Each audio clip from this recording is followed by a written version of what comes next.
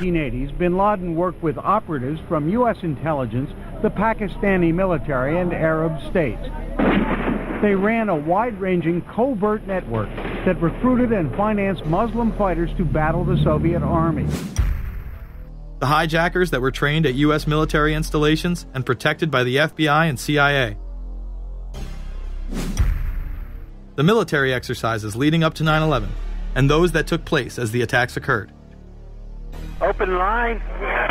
Surveillance, Sergeant Richmond. Sergeant Richmond, Sergeant Light from Cheyenne Mountain Test Control. How are you? I'm doing fine. Okay, I need you to terminate all exercise inputs coming to Cheyenne Mountain at this time. Copy.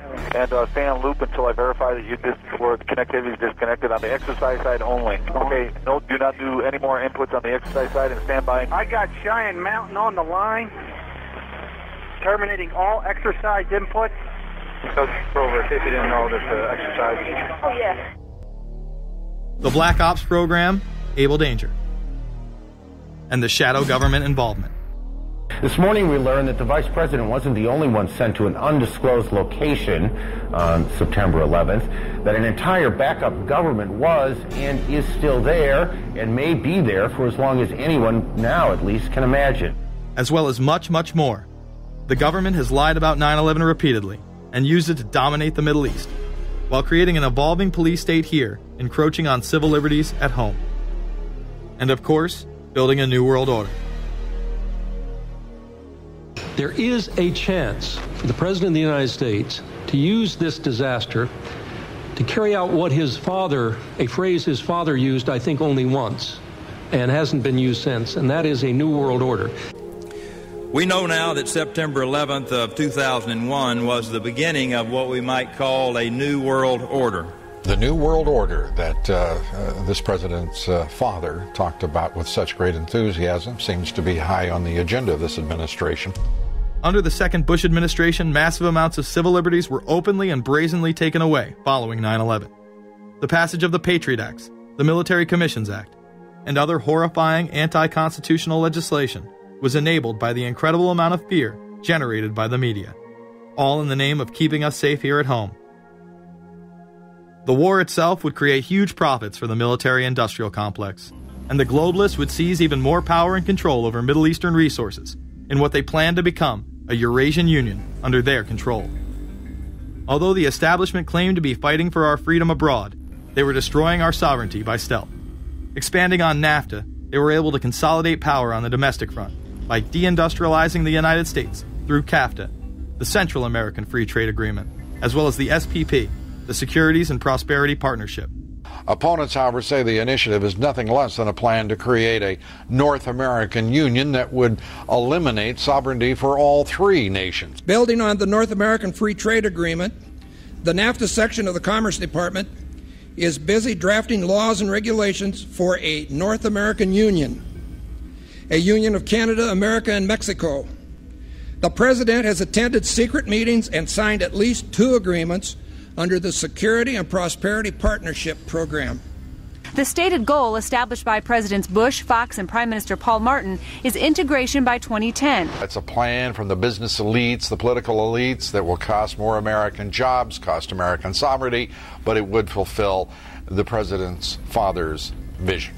Now, former United States Trade Ambassador Robert Zoellick is talking about it again with renewed vigor. This time, a new world order with business at the helm of trade and economic policy.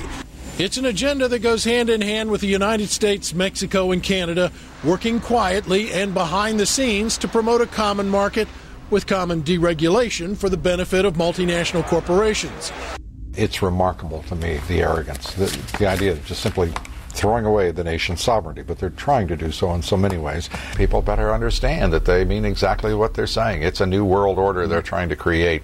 Dobbs, the only mainstream anchor to expose the new world order, resigned shortly after bullets were fired into his home.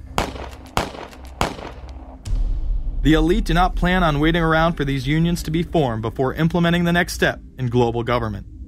Through the vast global economic crisis of the last few years, they have been able to devalue the dollar and undermine it as the world's reserve currency. They have allowed the Federal Reserve and IMF to consolidate power by taking control of the Securities and Exchange Commission, as well as issuing a global currency instead of the dollar, disguised as a special drawing rights unit.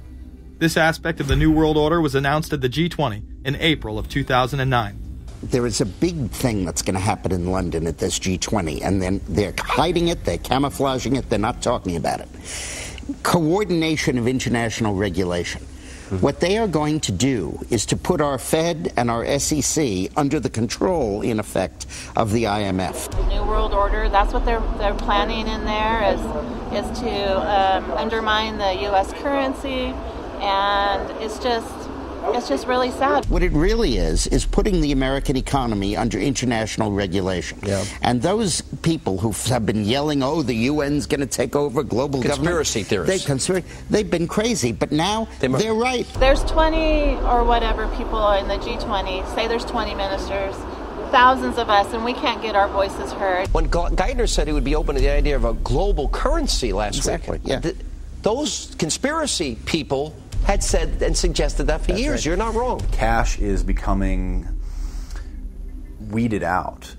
Cash will most likely be eliminated or extremely difficult to use in many situations, so that you'll have to use the global currency or the electronic currency. Even though a physical global currency is yet to exist, groups such as BRIC are openly promoting a new reserve currency, which is a conglomerate of Brazil, Russia, Indonesia, and China. Get everyone in the whole world using one currency, which some people think that's a good idea. Russian President Dmitry Medvedev recently showed off a sample coin of the new world currency at the G8 in July of 2009. We have also agreed today additional resources of $1 trillion that are available to the world economy through the International Monetary Fund and other institutions. This includes 250 billion from special drawing rights, the reserve currency of the IMF, drawing rights that will be issued to countries who are part of the International Monetary Fund. I think a new world order is emerging, and with it the foundations of a new and progressive era of international cooperation. The head of the European Union is also calling for global government. 2009 is also the first year of global governance, with the establishment of the G20 in the middle of the financial crisis. Gordon Brown has called for a world constitution.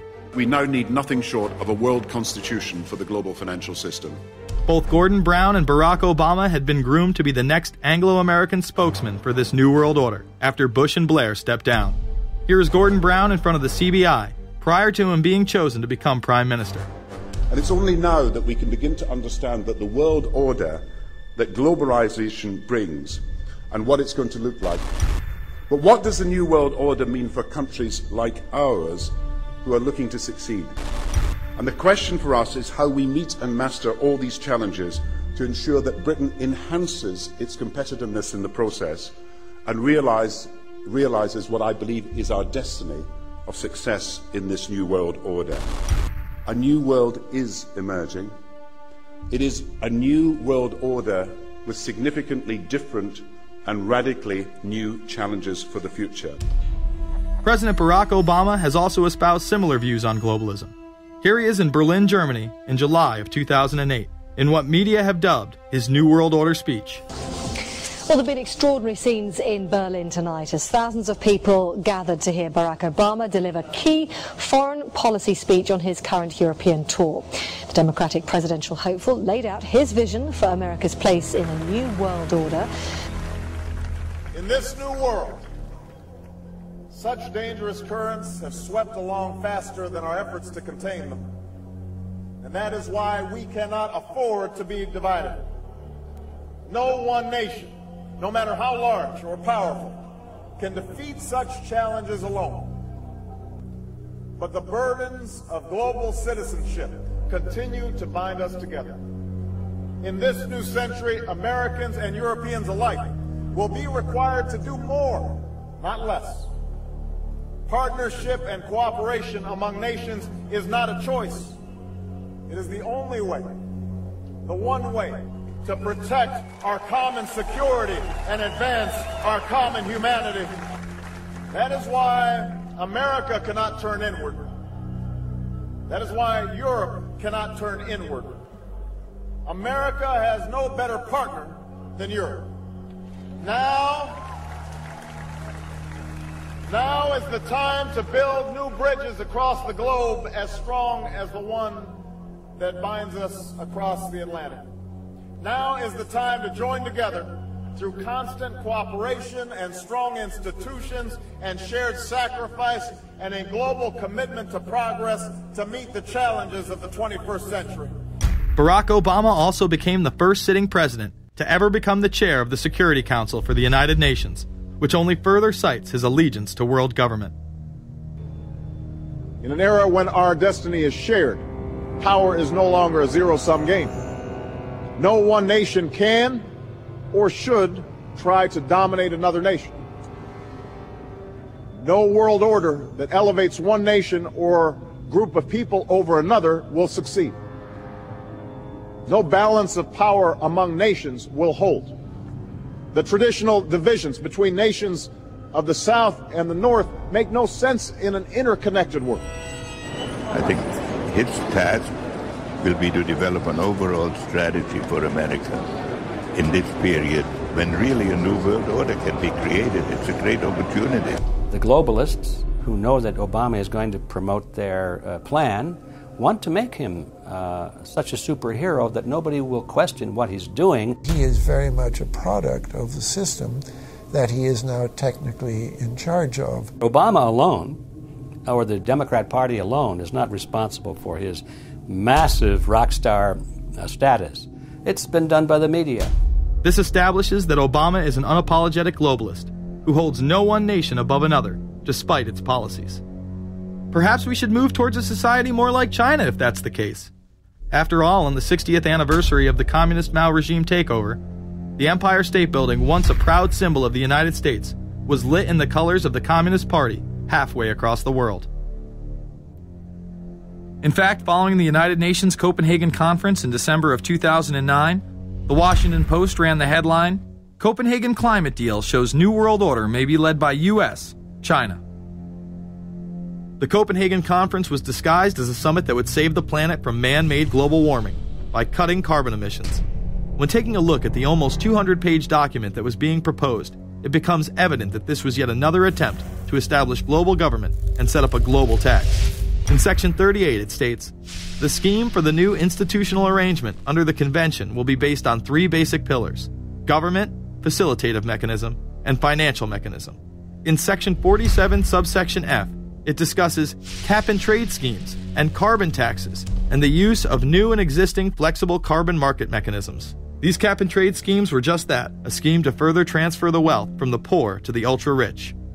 One of the ways it will drive the change is through global governance and global agreements.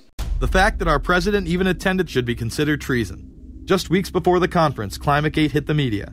Secret emails confirm that many of the United Nations lead scientists had engaged in fraud in order to promote the idea that man-made global warming was occurring and that carbon dioxide was a toxic gas. In reality, they admitted the Earth had been cooling for the last decade and that they had destroyed the source data in order to ensure the scientific community would be unable to review their findings.